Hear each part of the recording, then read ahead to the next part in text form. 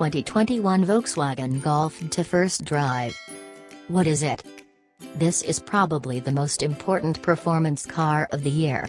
Not because it is the most powerful, fastest, or most desirable bullet in the industry, but simply because there are few sporty cars that will sell in such numbers. Say hello to the 2021 Volkswagen Golf GTI. Don't worry, I'm going to refrain from superlatives about the GTI's popularity. But you're going to see this car everywhere, in front of the salons, in school parking lots, on your daily commute, or modified to the moon and running open track days. The GTI is ubiquitous, but it needs to be balanced.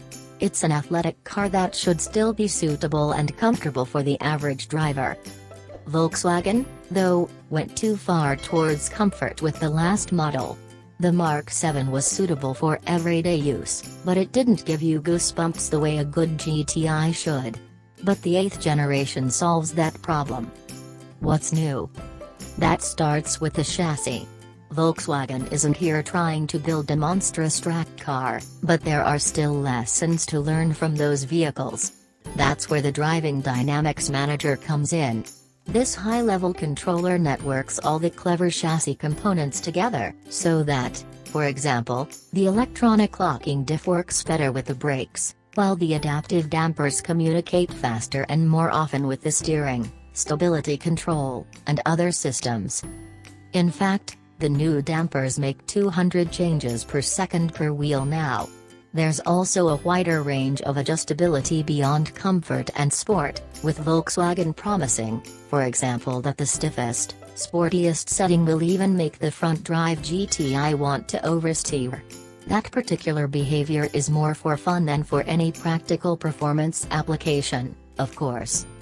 VW's other suspension optimizations, on the other hand, are relatively classic. There are new bearings up front, along with stiffer springs and the GTI Club Sport S aluminum subframe, which sheds just under 7 pounds. These changes should make for a car that responds better and more willingly. There are new bearings at the rear too, while the spring rates shoot up by 15% to the 5% change in front. The goal wasn't to turn the GTI into a tail slider, but simply to make it more eager at low speeds. Engineers also fiddled with the stability control and steering, so you can turn off the former entirely. It only kicks back in if you hit something. As for the tiller, VW tried to make it more direct, although the 14:1 ratio still isn't as sharp as some of the competition.